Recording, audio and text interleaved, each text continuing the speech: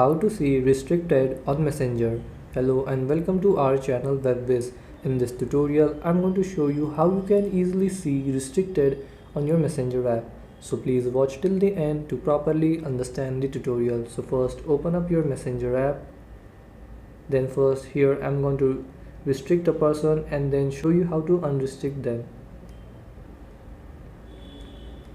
Now I have restricted that person. Now to unrestrict, tap on these three lines in the top left corner here, then tap on settings, then here scroll down and open privacy and safety, and here you will see restricted accounts.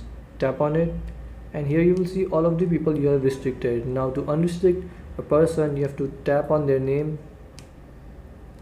and their chat will open, and here in the bottom you will see the option to unrestrict.